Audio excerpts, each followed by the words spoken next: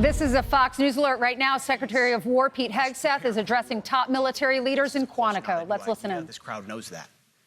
The origin dates to the 4th century Rome and has been repeated ever since, including by our first commander-in-chief, George Washington, the first leader of the War Department. It captures a simple yet profound truth. To ensure peace, we must prepare for war. From this moment forward, the only mission of the newly restored Department of War is this: warfighting, preparing for war and preparing to win, unrelenting and uncompromising in that pursuit.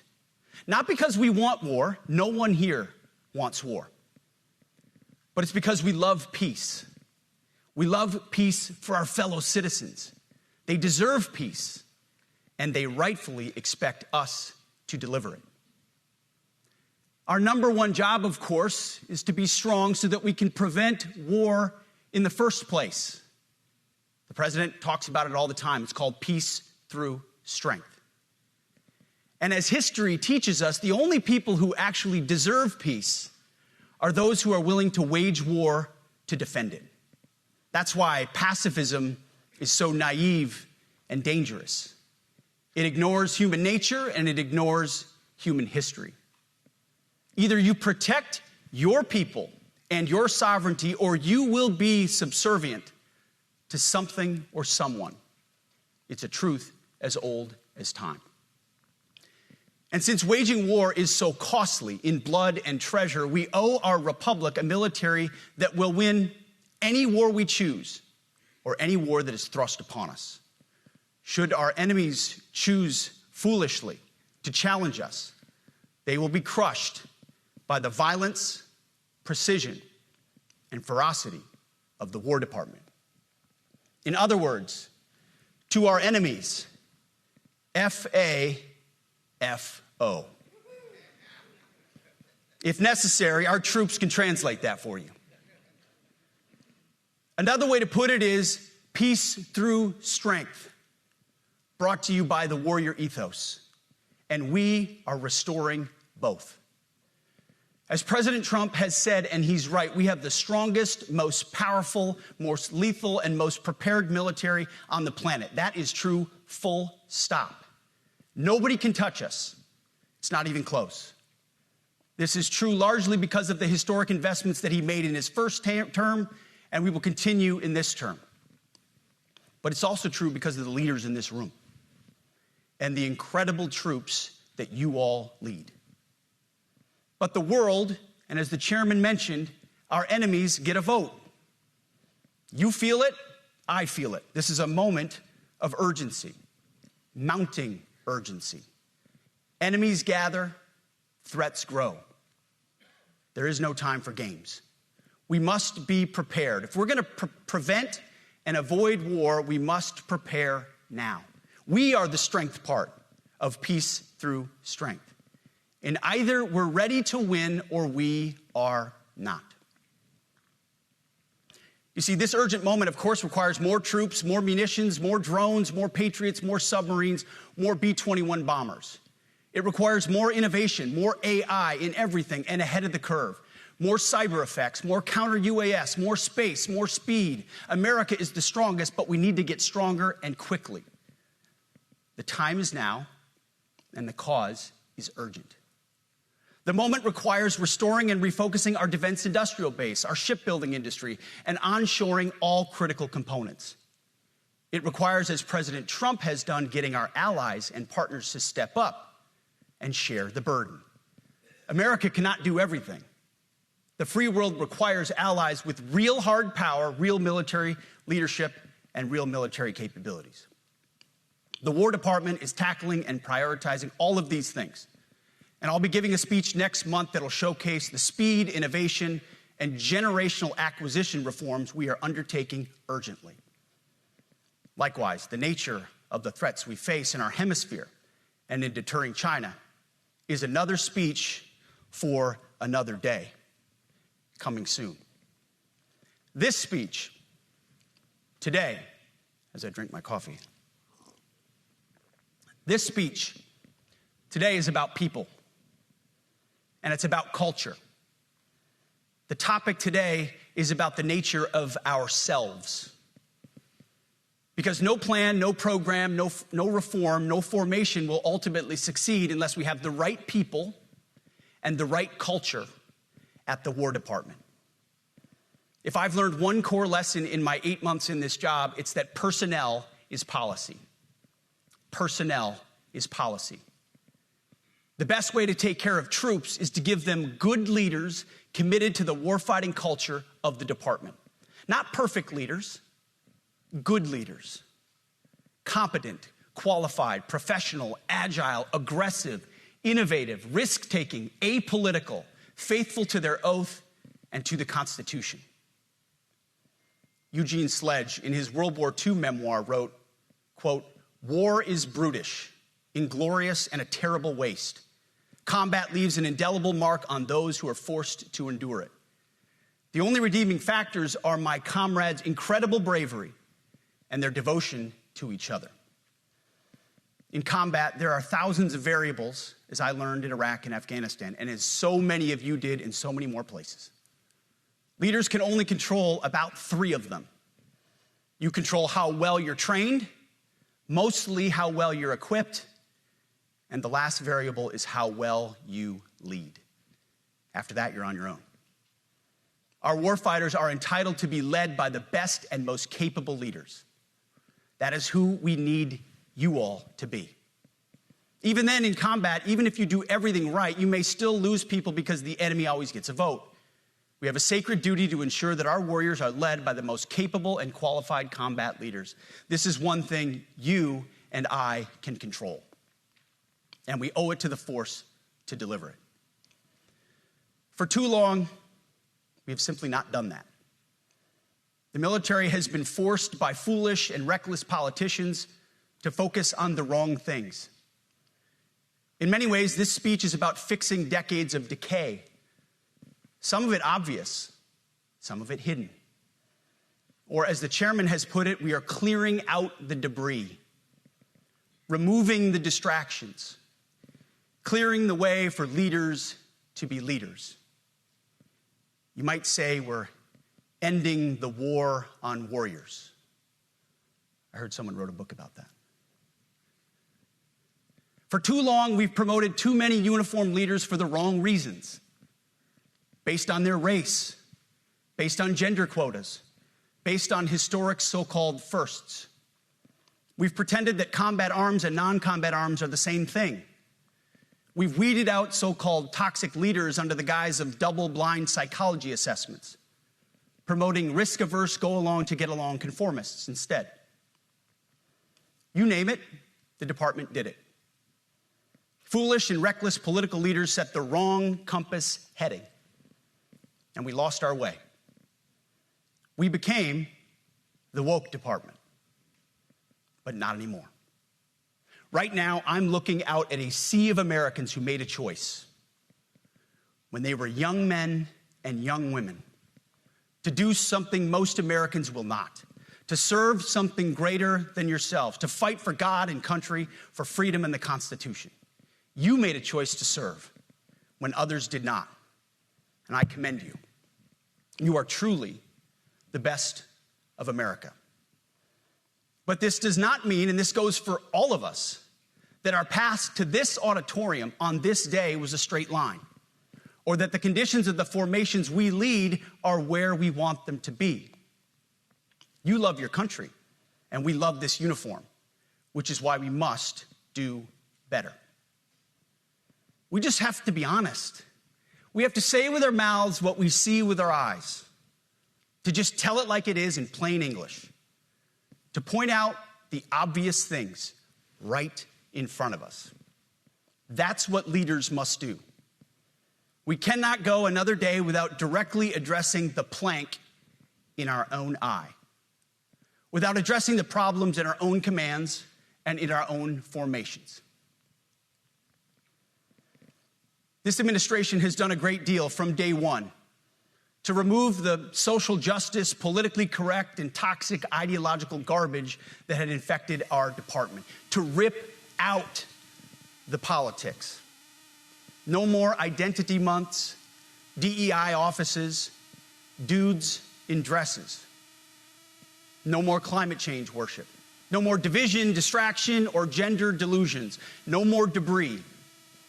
As I've said before, and will say again, we are done with that shit. I've made it my mission to uproot the obvious distractions that made us less capable and less lethal. That said, the War Department requires the next step. Underneath the woke garbage is a deeper problem, and a more important problem that we are fixing and fixing fast. Common sense is back at the White House, so making the necessary changes is actually pretty straightforward. President Trump expects it. And the litmus test for these changes is pretty simple. Would I want my eldest son, who is 15 years old, eventually joining the types of formations that we are currently wielding? If in any way the answer to that is no, or even yes, but, then we're doing something wrong. Because my son is no more important than any other American citizen who dons the cloth of our nation. He is no more important than your son.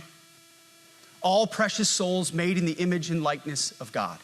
Every parent deserves to know that their son or their daughter that joins our ranks is entering exactly the kind of unit that the Secretary of War would want his son to join. Think of it as the golden rule test. Jesus said, "Do unto others that which you would have done unto yourself." It's the ultimate simplifying test of truth. The new War Department golden rule is this: do unto your unit as you would have done unto your own child's unit. Would you want him serving with fat or unfit or undertrained troops? Or alongside people who can't meet basic standards? Or in a unit where standards were lowered so certain types of troops could make it in? In a unit where leaders were promoted for reasons other than merit, performance, and warfighting? The answer is not just no, it's hell no. This means at the War Department, first and foremost, we must restore a ruthless, dispassionate, and common sense application of standards.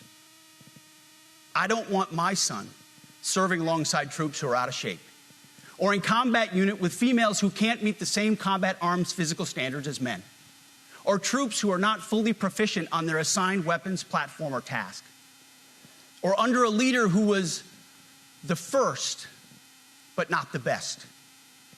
Standards must be uniform, gender neutral, and high. If not, they're not standards. They're just suggestions. Suggestions that get our sons and daughters killed. When it comes to combat arms units, and there are many different stripes across our joint force, the era of politically correct, overly sensitive, don't hurt anyone's feelings leadership ends right now. At every level, either you can meet the standard, either you can do the job, either you are disciplined, fit, and trained, or you are out. And that's why today, at my direction, and this is the first of 10 Department of War directives that are arriving at your commands as we speak and in your inbox. Today, at my direction, each service will ensure that every requirement for every combat MOS, for every designated combat arms position, returns to the highest male standard only. Because this job is life or death. Standards must be met. And not just met, at every level we should seek to exceed the standard, to push the envelope, to compete. It's common sense and core to who we are and what we do. It should be in our DNA. Today at my direction, we are also adding a combat field test for combat arms units that must be executable in any environment at any time and with combat equipment. These tests, they'll look familiar. They'll resemble the Army Expert Physical Fitness Assessment or the Marine Corps Combat Fitness Test. I'm also directing that warfighters in combat jobs execute their service fitness test at a gender-neutral, age-normed male standard scored above 70%. It all starts with physical fitness and appearance. If the Secretary of War can do regular, hard PT, so can every member of our joint force. Frankly, it's tiring to look out at combat formations, or really any formation, and see fat troops. Likewise, it's completely unacceptable to see fat generals and admirals in the halls of the Pentagon and leading commands around the country and the world. It's a bad look. It is bad, and it's not who we are. So whether you're an airborne ranger or a chairborne ranger, a brand new private or a 4-star general, you need to meet the height and weight standards and pass your PT test. And as the chairman said, yes, there is no PT test. But today, at my direction, every member of the Joint Force at every rank is required to take a PT test twice a year, as well as meet height and weight requirements twice a year, every year of service. Also today, at my direction, every warrior across our Joint Force is required to do PT every duty day. Should be common sense. I mean, most units do that already, but we're codifying it. And we're not talking like hot yoga and stretching. Real hard PT, either as a unit or as an individual. At every level, from the Joint Chiefs to everyone in this room to the youngest private, leaders set the standard. And so many of you do this already. Active, Guard, and Reserve.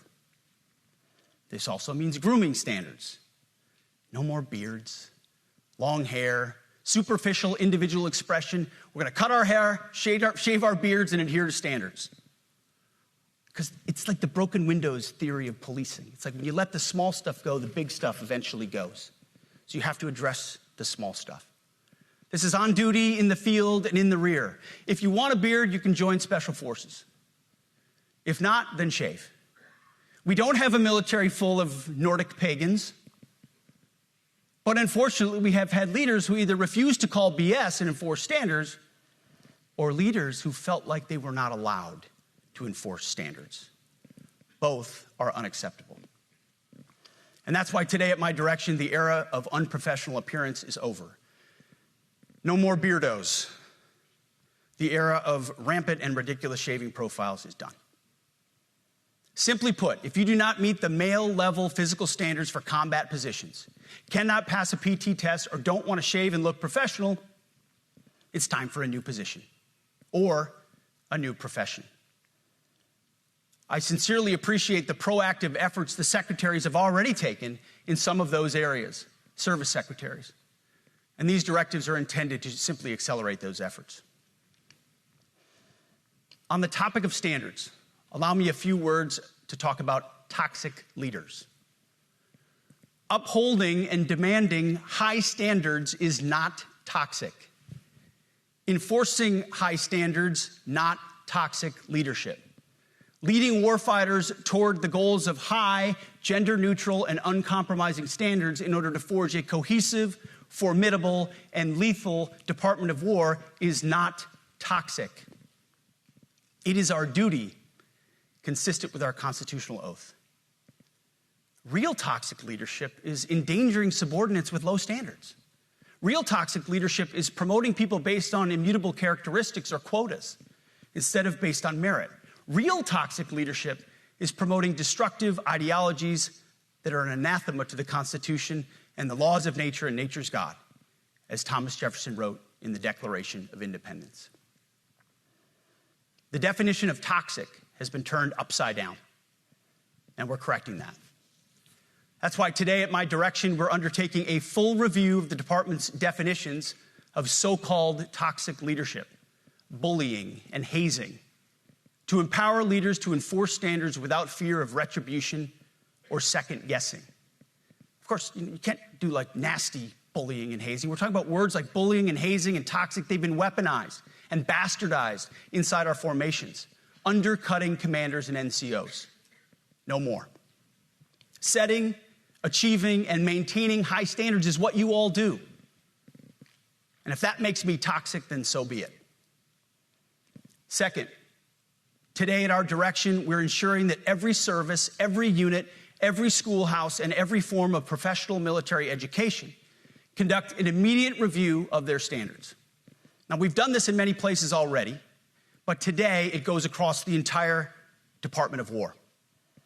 Any place where tried and true physical standards were altered, especially since 2015 when combat arms standards were changed to ensure females could qualify, must be returned to their original standard. Other standards have been manipulated to hit racial quotas as well, which is just as unacceptable. This too must end. Merit only. The president talks about it all the time, merit-based. Here are two basic frameworks I urge you to pursue in this process. Standards I call, my staff's heard all about them, the 1990 test and the E6 test. The 1990s test is simple. What were the military standards in 1990? And if they have changed, tell me why. Was it a necessary change based on the evolving landscape of combat? Or was the change due to a softening, weakening, or gender-based pursuit of other priorities? 1990s seems to be as good a place to start as any. And the E6 test. Ask yourself, does what you're doing make the leadership, accountability, and lethality efforts of an E6, or frankly an O3, does it make it easier or more complicated? Does the change empower staff sergeants, petty officers, and tech sergeants to get back to basics? The answer should be a resounding yes. The E6 test, or O3 test, clarifies a lot, and it clarifies quickly. Because war does not care if you're a man or a woman.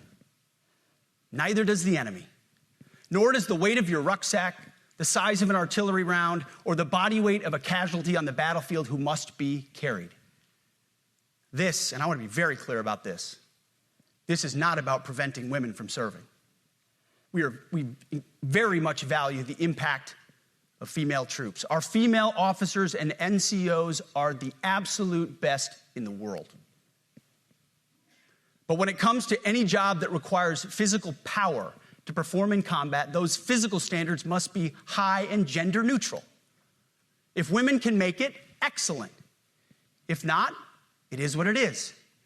If that means no women qualify for some combat jobs, so be it. That is not the intent, but it could be the result, so be it. It will also mean that weak men won't qualify because we're not playing games. This is combat. This is life or death. As we all know, this is you versus an enemy hell-bent on killing you.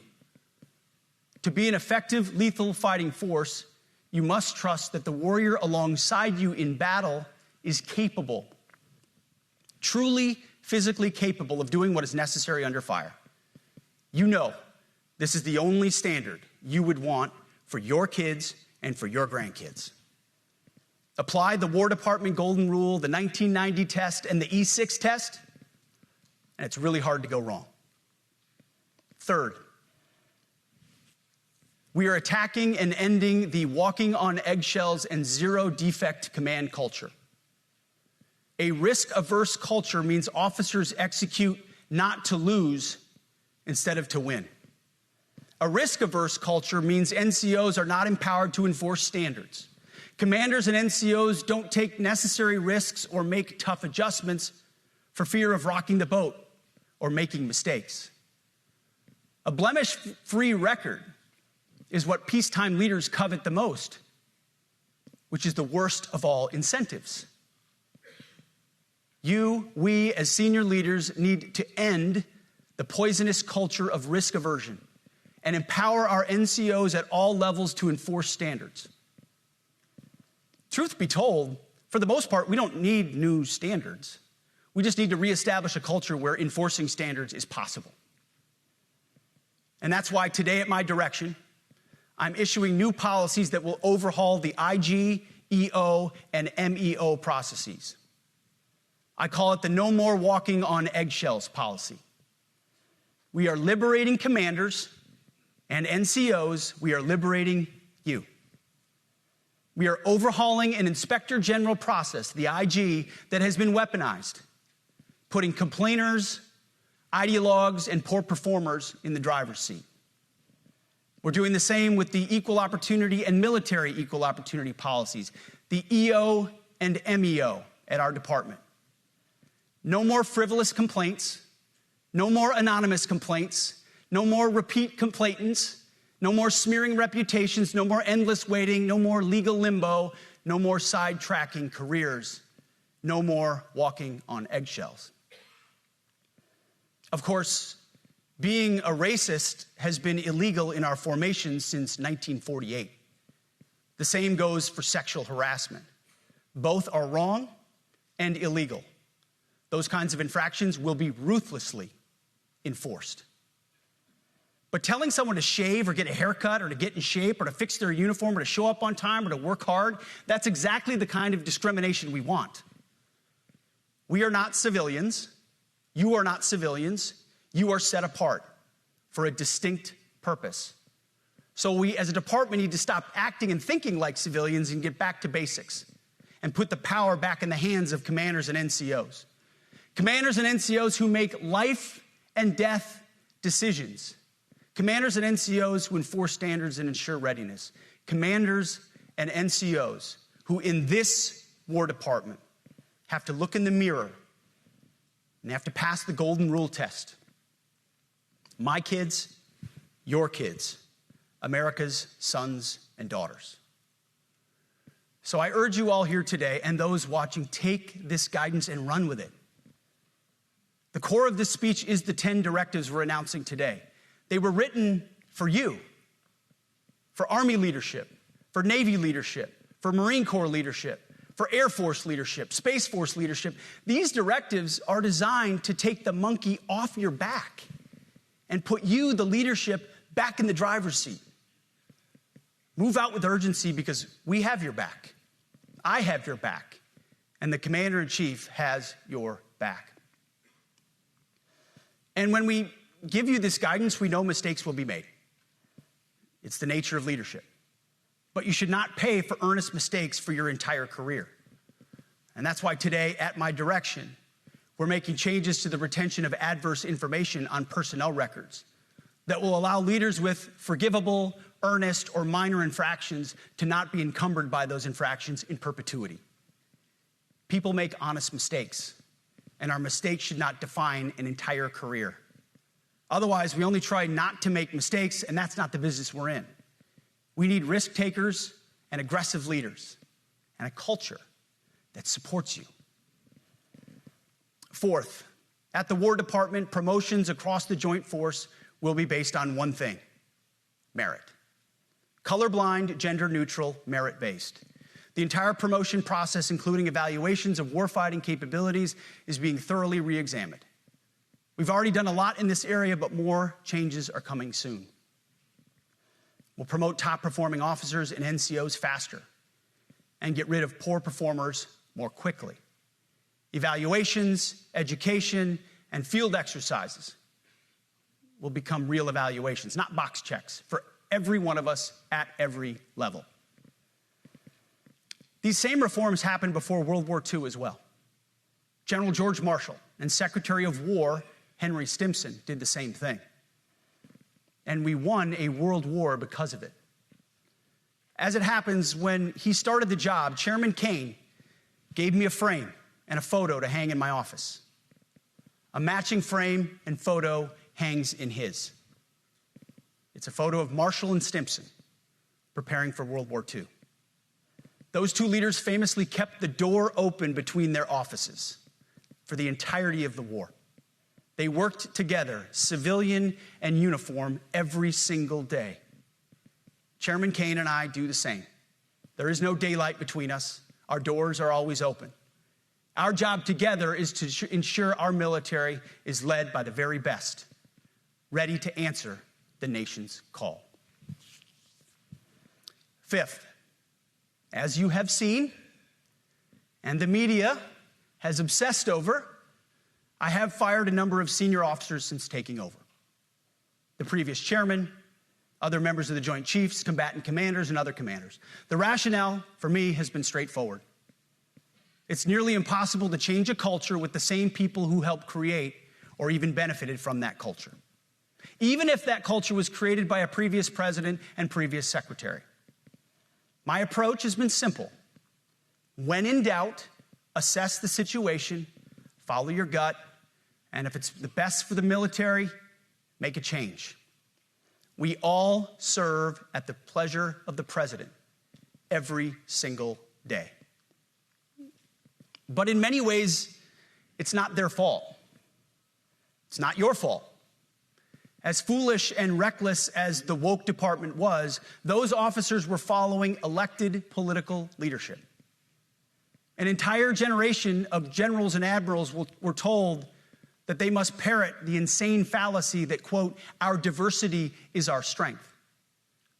Of course, we know our unity is our strength. They had to put out dizzying DEI and LGBTQI+ statements. They were told females and males are the same thing, or that males who think they're females is totally normal. They were told that we need a green fleet and electric tanks. They were told to kick out Americans who refuse an emergency vaccine. They followed civilian policies set by foolish and reckless political leaders. Our job, my job, has been to determine which leaders simply did what they must to answer the prerogatives of civilian leadership, and which leaders are truly invested in the woke department, and therefore incapable of embracing the War Department and executing new lawful orders. That's it. It's that simple. So for the past 8 months, we've gotten a good look under the hood of our officer corps. We've done our best to thoroughly assess the human terrain. We've had to make trade-offs and some difficult decisions. It's more of an art than a science. We have been and will continue to be judicious, but also expeditious. The new compass heading is clear. Out with the Shirellis, the McKenzies, and the Millies, and in with the Stockdales, the Schwarzkopfs, and the Pattons. More leadership changes will be made, of that I'm certain. Not because we want to, but because we must. Once again, this is life and death. The sooner we have the right people, the sooner we can advance the right policies. Personnel is policy. But I look out at this group, and I see great Americans. Leaders who have given decades to our great republic, at great sacrifice to yourselves and to your families. But if the words I'm speaking today are making your heart sink, then you should do the honorable thing and resign. We would thank you for your service. But I suspect, I know, the overwhelming majority of you feel the opposite. These words make your hearts full. You love the War Department because you love what you do, the profession of arms. You are hereby liberated to be an apolitical, hard-charging, no-nonsense, constitutional leader that you joined the military to be. We need you locked in on the M, not the D, the E, or the I, not the DEI or the DIE of dime. By that I mean the M, military, of the instruments of national power. We have entire departments across the government dedicated to diplomatic, informational, and economic lines of effort. We do the M. Nobody else does. And our GOFOs need to master it in every domain and every scenario. No more distractions, no more political ideologies, no more debris. Now, of course, we're going to disagree at times. We would not be Americans if we didn't. Being a leader in a large organization like ours means having frank conversations and differences of opinion. You will win some arguments, and you will lose some arguments. But when civilian leaders issue lawful orders, we execute. We are professionals in the profession of arms. Our entire constitutional system is predicated upon this understanding. Now, it seems like a small thing, but it's not. This includes as well the behavior of our troops online. To that end, I want to thank and recognize the services for their new proactive social media policies. Use them. Anonymous, online, or keyboard complaining is not worthy of a warrior. It's cowardice masquerading as conscience. Anonymous unit-level social media pages that trash commanders, demoralize troops, and undermine unit cohesion must not be tolerated. Again, O3s, E6s. Sixth, we must train and we must maintain. Any moment that we are not training on our mission or maintaining our equipment is a moment we are less prepared for preventing or winning the next war. That is why today, at my direction, we are drastically reducing the ridiculous amount of mandatory training that individuals and units must execute. We've already ended the most egregious. Now we're giving you back real time. Less PowerPoint briefings and fewer online courses, more time in the motor pool, and more time on the range. Our job is to make sure you have the money, equipment, weapons, and parts to train and maintain, and then you take it from there. You all know this because it's common sense. The tougher and the higher the standards in our units, the higher the retention rates in those units. Warriors want to be challenged. Troops want to be tested. When you don't train and you don't maintain, you demoralize. And that's when our best people decide to take their talents to the civilian world. The leaders who created the woke department have already driven out too many hard chargers. We reverse that trend right now. There is no world in which high-intensity war exists without pain, agony, and human tragedy. We are in a dangerous line of work. You are in a dangerous line of work. We may lose good people. But let no warrior cry out from the grave, "If only I had been properly trained." We will not lose warfighters because we failed to train or equip them or resource them. Shame on us if we do. Train like your warriors' lives depend on it, because they do. To that point, basic training is being restored to what it should be: scary, tough, and disciplined. We're empowering drill sergeants to instill healthy fear in new recruits, ensuring that future warfighters are forged. Yes, they can shark attack, they can toss bunks, they can swear, and yes, they can put their hands on recruits. This does not mean they can be reckless or violate the law, but they can use tried and true methods to motivate new recruits, to make them the warriors they need to be. Back to basics at basic as well. Of course, and you know this, basic training is not where mission readiness should end. The nature of the evolving threat environment demands that everyone in every job must be ready to join the fight if needed. A core credo of the Marine Corps is every Marine a rifleman. It means that everyone, regardless of MOS, is proficient enough to engage an enemy threat at sea, in the air, or in a so-called rear area. We need to ensure that every member of our uniformed military maintains baseline proficiency in basic combat skills, especially because the next war, like the last, will likely not have a rear area.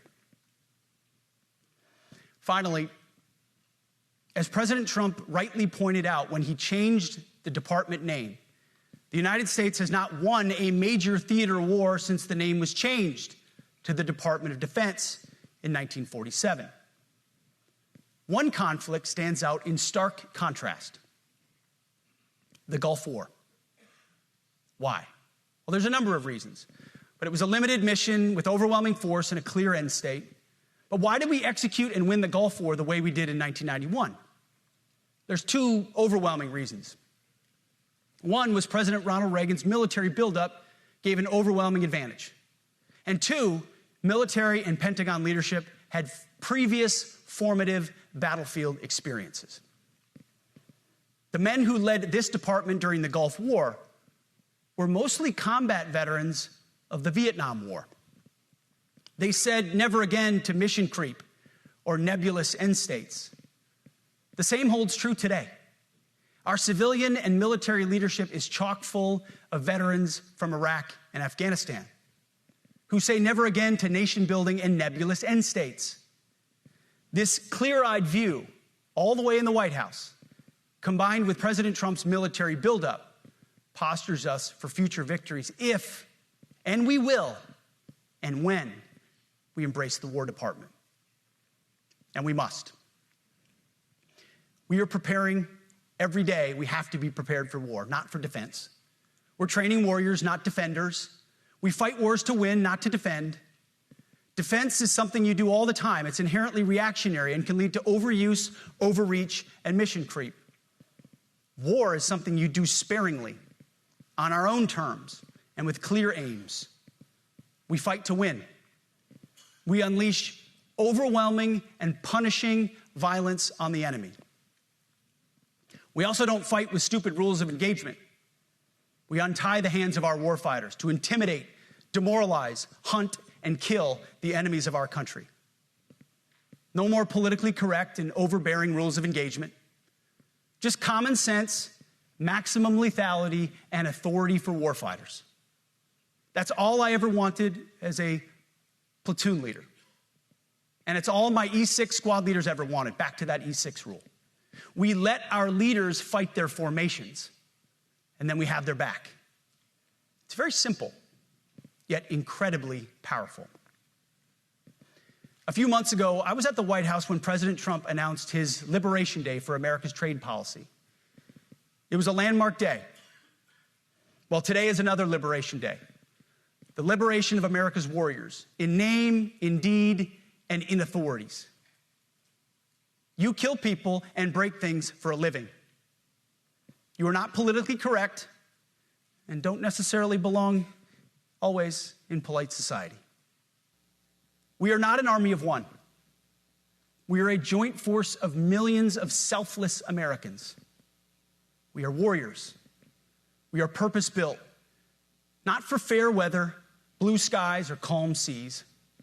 We were built to load up in the back of helicopters, 5 tons, or Zodiacs, in the dead of night, in fair weather or foul, to go to dangerous places, to find those who would do our nation harm, and deliver justice on behalf of the American people in close and brutal combat, if necessary. You are different. We fight not because we hate what's in front of us. We fight because we love what's behind us. You see, the Ivy League faculty lounges will never understand us, and that's okay, because they could never do what you do. The media will mischaracterize us, and that's okay, because deep down they know the reason they can do what they do is you. In this profession, you feel comfortable inside the violence so that our citizens can live peacefully. Lethality is our calling card, and victory our only acceptable end state.